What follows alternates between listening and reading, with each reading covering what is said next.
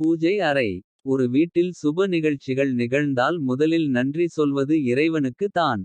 எங்கும் நிறைந்திருக்கும் பரம்பொருளான இறைவனை வீட்டில் நாம் வைத்து வணங்குவது பூஜையறையில் தான். கஷ்டங்கள் வந்தால் இறைவா ஏனிந்த நிலை எனப் புலம்புகிறோம். மனநிம்மதி வேண்டி நாம் சென்று மனதார கைகூப்பி வணங்கி 5 நிமிடங்கள் இறைவனிடம் நம் குறைகளை இறக்கி வைக்கும் இடமும் பூஜையறைதான்.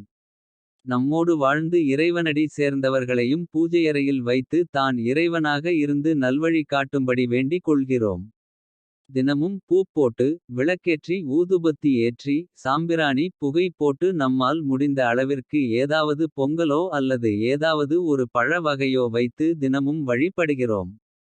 நாம் வாழும் வீடானது சுபிட்சங்கள் நிறைந்ததாகவும் மகிழ்ச்சி கரமானதாகவும் இருப்பதற்கு பூஜைகள் செய்வது. பிரார்த்தனை செய்வது கடவுளை வணங்குவது போன்றவை ஓர் சிறந்த வழியாகும்.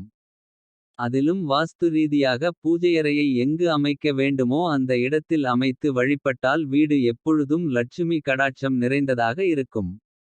நம் வீட்டின் பூஜையறையை வாஸ்து ரீதியாக எங்கு அமைக்க வேண்டும் என பார்க்கின்ற போது ஈசானே குடியிருக்க கூடிய ஈசான்ய மூலையில் அதாவது வடகிழக்கு மூலையில் அமைப்பது மிகவும் சிறப்பு.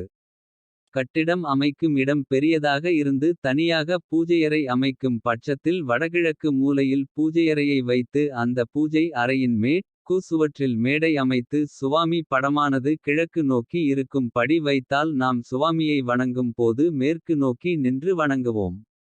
இப்படி வணங்குவது குடும்பத்திற்கு மிகவும் நல்லது. வீட்டில் ஏற்றப்படக்கூடிய மகாலட்சுமி விளக்கை கிழக்கு அல்லது வடக்கு பார்த்தது போல ஏற்றுவது நல்லது.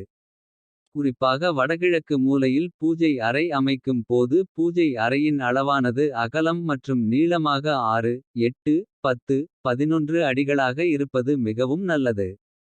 கை கால் நீட்டி படுக்கே இடமில்லை இதில் பூஜை அறைக்கென்று தனி இதத்திற்கு எங்கு செல்வது என நினைப்பவர்கள் முடிந்த வரை கிழக்கு பவுண்டு ததது போல வடகிழக்கில் சுவாமி மேடை அமைத்து அதில் படங்களை வைத்து வழிபடுவது நல்லது.